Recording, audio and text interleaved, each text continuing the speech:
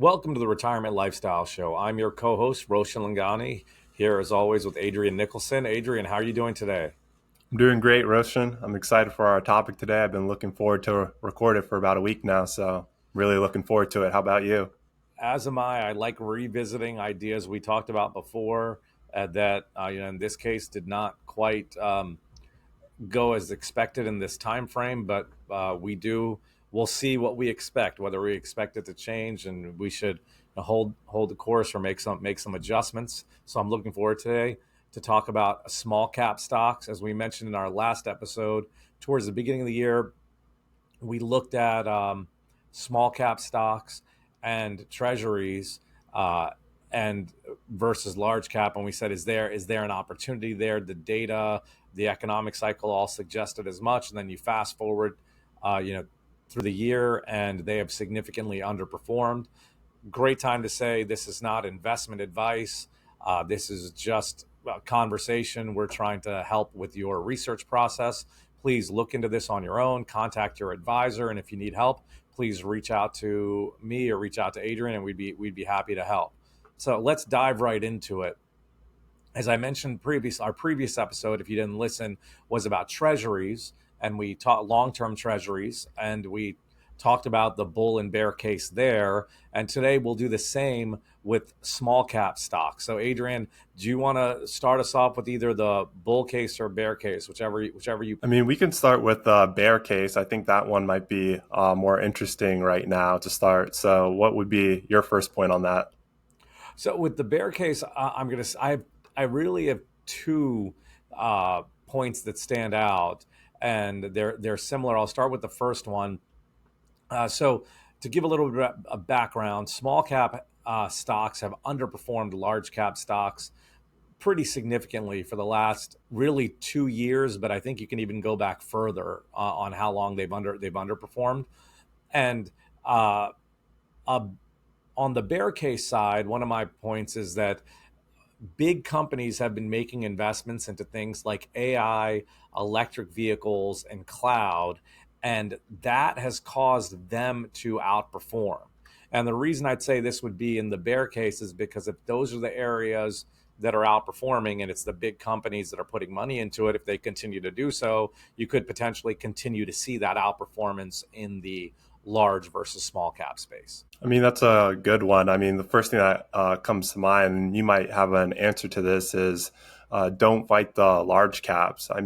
Like you said, they've been performing very well compared to small cap stocks for years now.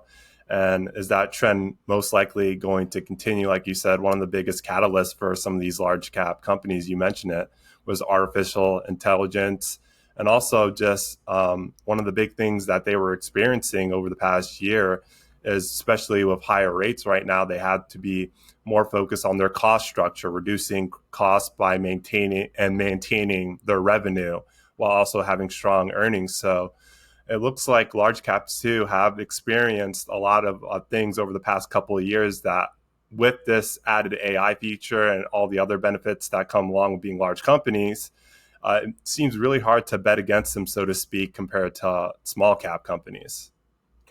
uh, Agree with what you're saying completely. My next point talks a little bit. I said I had two. I have three that are interesting, but a low interest environment favors large cap stocks over small cap, and thus, if we're now at a more normal, so that's the bear case, right? Is that a low interest rate environment favors large over small, and so you've got, and I remember seeing, it was either Apple or Microsoft, quite frankly it was probably both, issuing 30-year bonds paying like 2%.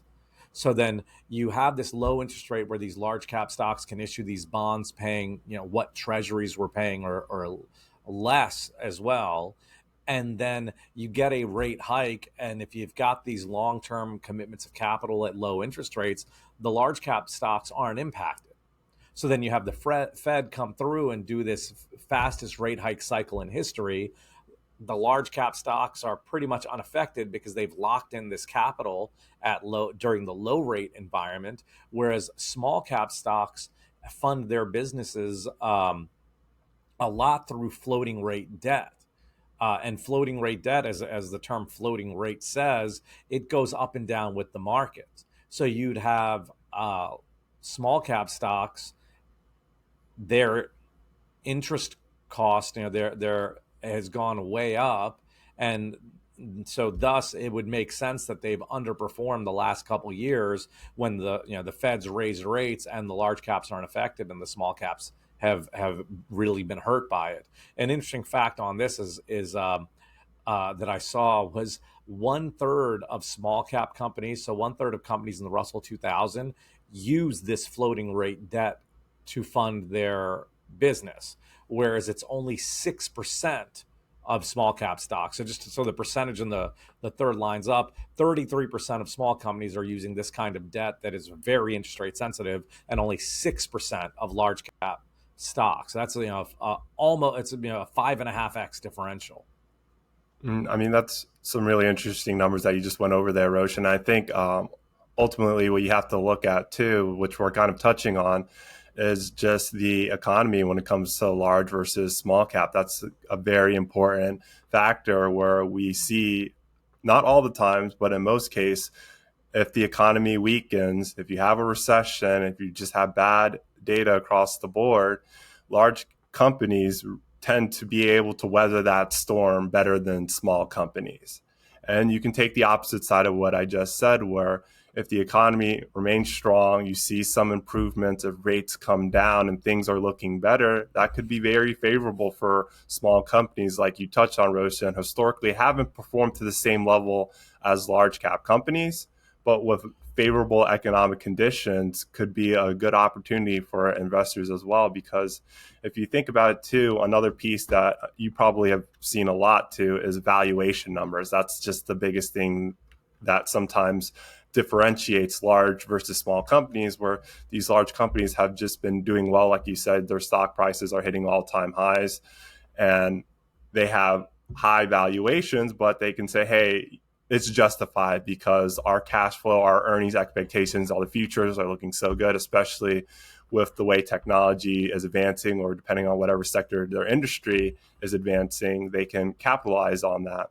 Where smaller companies tend to not have that favorable look when it comes to investors, where they're more critical sometimes of their valuations. And that's something too that you have to consider as well. Yeah, and Adrian, the expectation has actually been historically that the small companies outperform the large, right? Which is what, and if you just think about it for a second, and just with the old adage of risk and return, small companies are riskier, so theoretically they should perform better, which is why I think we're seeing so much of this now, and viewing it as sort of atypical or not what's Yeah, I mean, I agree with that. I mean, if you just think about it from just the most basic standpoint, all large companies were small companies at one point, and being able to do your research and screen for like the best ones that you think have the best opportunities to grow to these levels is something very difficult. But again, that's where the opportunity lies. And I remember one thing that we talked about the last time we had our small cap discussion is the ways you invest in it are crucial if you're looking into this space, where there are exchange traded funds, mutual funds, looking at it on an individual level. That's all something that you have to look at as well, where if you go the exchange traded fund or a mutual fund route, you might not see that outperformance because maybe some of the small companies that are a part of those funds are starting to drag on the performance numbers, where if you look on it on an individual basis, that can be more risky. Where if you invest in a small company, it doesn't do well, comes out with bad earnings, you could see it get significantly impacted as far as the stock price. However, if the company does well, beats on numbers, and continues to grow, you could see a good opportunity there. So, how you invest in it is also something crucial that we talked about before on this podcast. Yeah, and that's why we always say when we give our little disclaimer, this is for you to research and to help augment your research process, give you ideas, but do your own homework or talk to an advisor, because we're talking about small caps right now, but it's a whole nother discussion of, all right, let's say you've decided to invest in this. Well, how do you do it? What securities do you use? ETFs, mutual funds, which ones. There's a lot that goes into it. You said something interesting previously that feeds right into my last point, which I found this to be very interesting. Um, you said that large companies were all small at one point, and this is something that is actually changing now. Yeah, typically a small cap stock is considered under 2 billion in market cap, and uh, private. This was a reason, a bear case of small cap, and an explanation as to why they've outperformed. Companies are staying private longer, and when they go public, they're already medium sized or large sized companies. So I saw that, and then just did a little bit more homework on it. And with the biggest IPOs in 2024 that have either happened or are expected to happen, you had Astera Labs with a 5.5 billion IPO, so that makes it a mid cap. Reddit 6.5 billion IPO, making it a mid cap. Ibotta 3 billion IPO, making it a mid cap. StubHub is expected to IPO at 16.5 billion market cap, makes it a large cap. Stripe 65 billion, large cap. Shein 63 billion, large cap, and then Skims 4 billion, which would be a mid cap. So the reason, or the bear case, is small caps are, you're not getting that early stage of exponential, hockey stick like growth on the small caps, because when they are having that phase, they're private, and then they go public, they're automatically mid or large cap. I just found that as a very interesting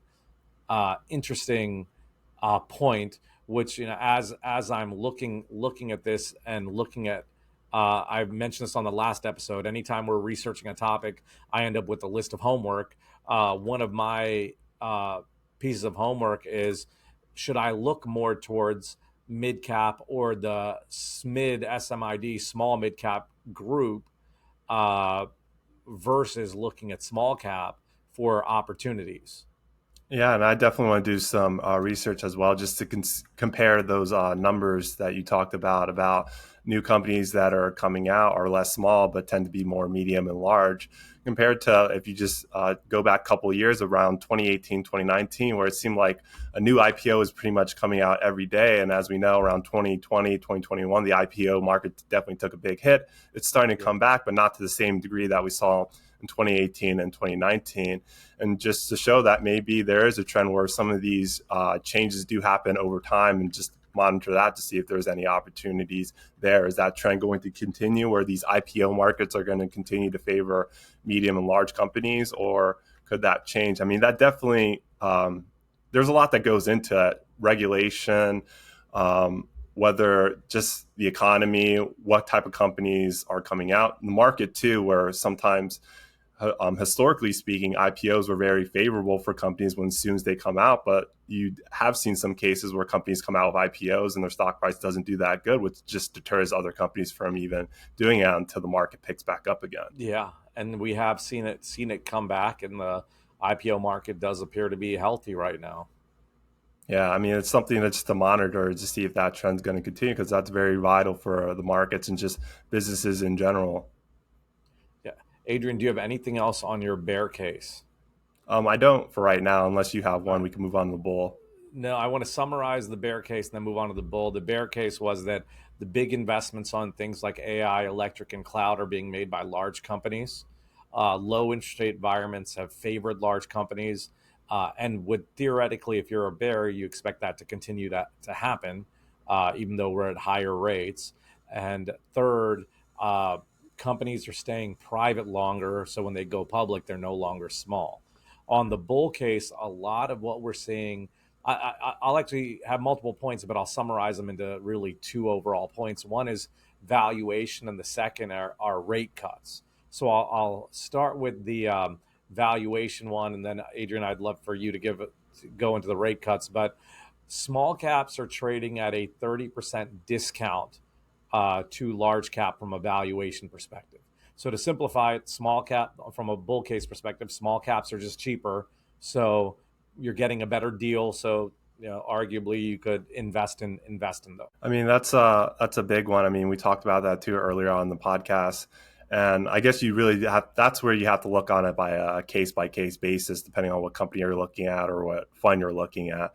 But that too is also something where a time frame is a very big one. You might find a good deal, a good opportunity, but how long are you willing to hold on to that investment? Because it might not pay off right away. But if you find a good company that's growing, low valuation, time is really on your side. But that's something that you have to look at in your standpoint. Yeah, that I completely agree with that. And time frame, we always talk about um, being long-term investors, right? Mm-hmm. And so if we're looking long-term and having this conversation, and someone else is looking short-term, well, what we're thinking and what they're thinking could be totally different, and Yeah, what we're and that's doing would be.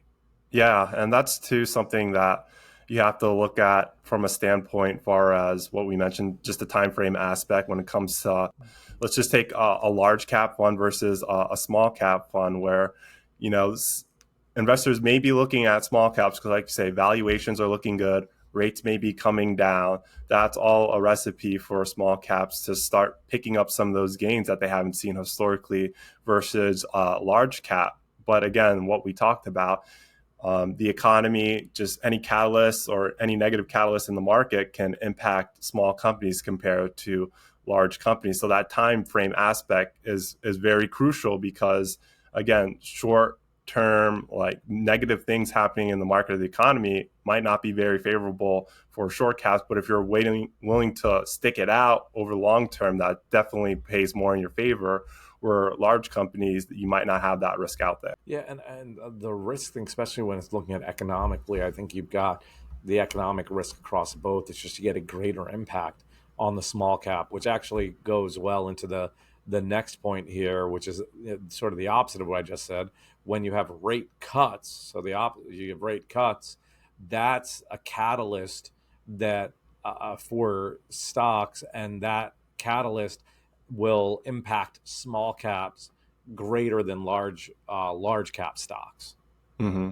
And just going back on the point that I was just talking about, and maybe you have more information on this or could clear this up. Just what I'm hearing for investors are is small cap, whether it's a fund, individual company right now, is it more of a trade or is it more of a long term investment? And what I mean by that, again, what we talked about, maybe an improving economy, rates coming down, lower valuations. That might be good for small caps. But again, historically speaking, like you said, over a decade, large cap companies have been performing well over small cap companies. So if you just expand that out for the next 10 years, the odds are that large caps may do continue that trend, outperform small caps. But right now, today, is a trade opportunity better for small caps other than just being it in the long term? Again, I know it comes down to doing your homework and doing your research, but the trade versus the investment aspect is something to that you have to consider or have a discussion with as well. Yeah, so I would tell you, for your first point is I would always look at it as thinking long term. So I'm not thinking trade. I'm thinking investment So every trades time out I the look at window. it. That doesn't So doesn't matter. yeah, so I'm looking at it as a long-term investment. Yeah. So, but your other point where you started saying, well, large cap have outperformed the previous decade, so that'll continue. I would argue that point. I would say you can't necessarily extrapolate outperformance of large cap for the previous decade leading to it for the future decade, and that's where what we had said earlier about valuations, I think, is important. In that, if you look at the valuations right now of small caps being significantly cheaper, it's at 30% cheaper than large caps. Well, then there's an opportunity there potentially, right? So, is this a buying opportunity? And I'm looking for our notes from our previous episode, but the last time we had this kind of disparity between small and large, I believe, was in 2000, and you had small caps outperform for the next decade. So maybe we look at it on a decade per decade basis, and you could see outperformance. I have not done that analysis, so I don't know if that would be accurate. But I'm just sharing that to challenge that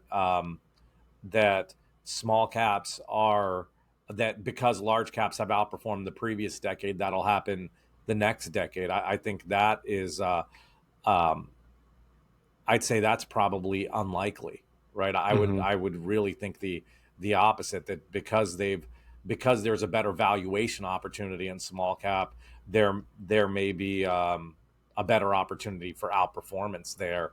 But you know, additional research is definitely needed and warranted when we're looking at this.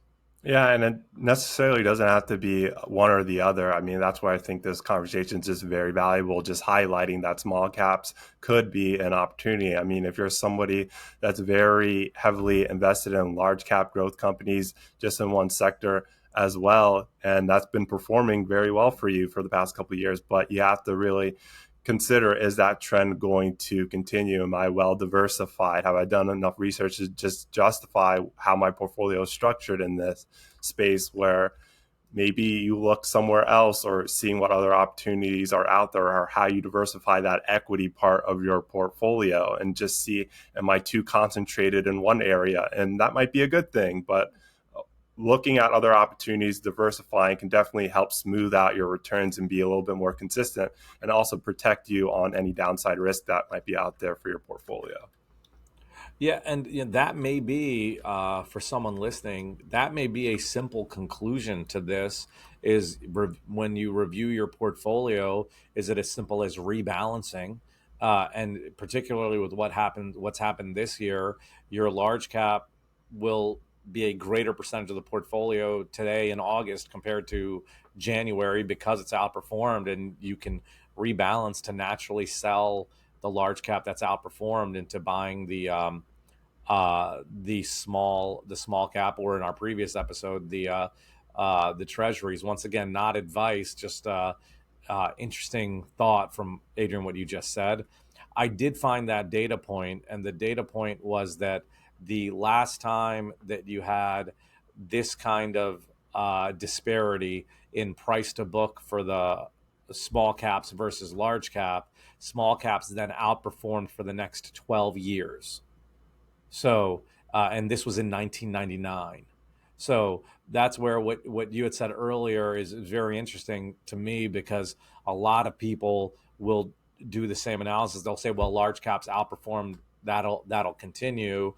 And the argument that other data point has is, well, just because it's outperformed doesn't mean it'll continue, and maybe you should look for small cap. I'll tell you, in my experience with this, because I've heard this story of, it's underperformed, so now it should outperform for things like emerging markets, and the joke is emerging markets never emerge, right? So I wonder, from what I've seen and what I've done, I'd like to start to see some instance of outperformance, right? So you might miss the early stages of it, but maybe when you start seeing the outperformance materialize is when you look at making the shift versus needing to be predictive of it.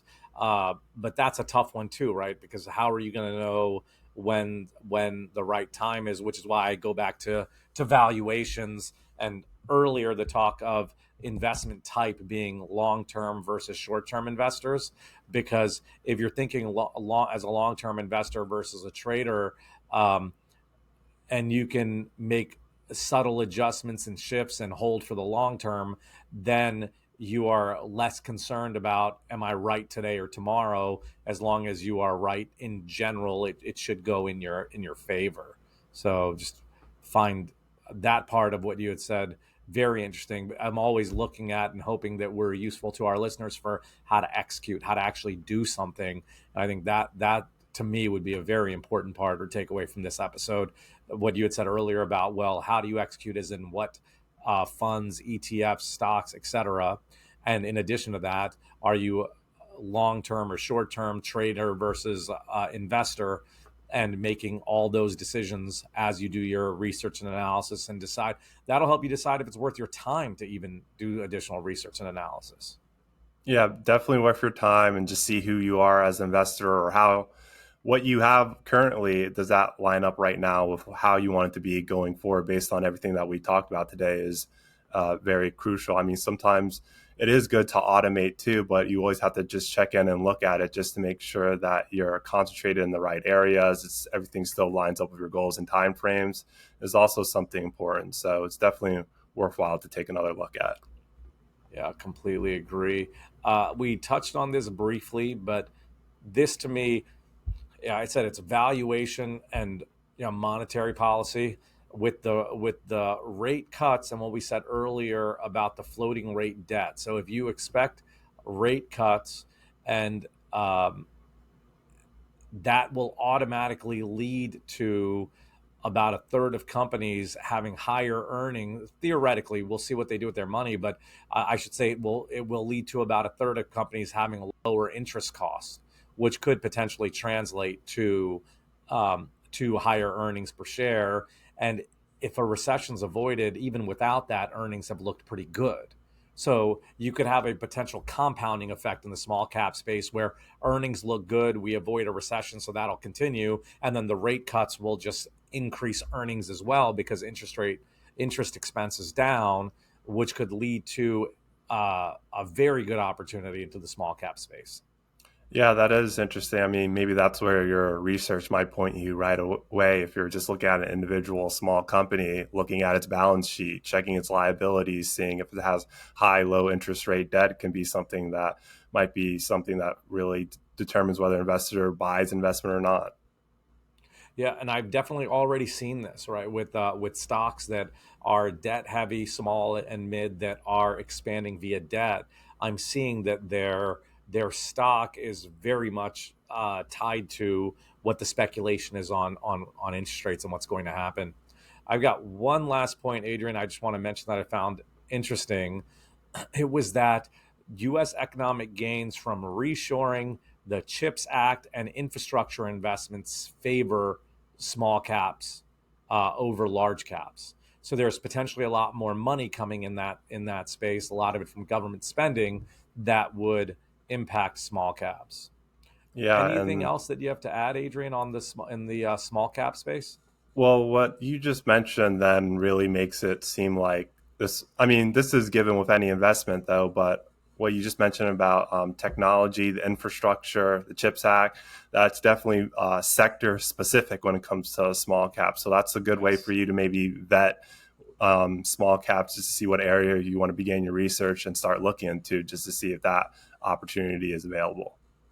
Yeah, and the small cap conversation I find is very interesting because it really could go either way. So I emphasize again: do your research, do your homework, and if you need help with that, Adrian and I are here to help. We'll be back next week with another great episode. Take control and achieve your goals.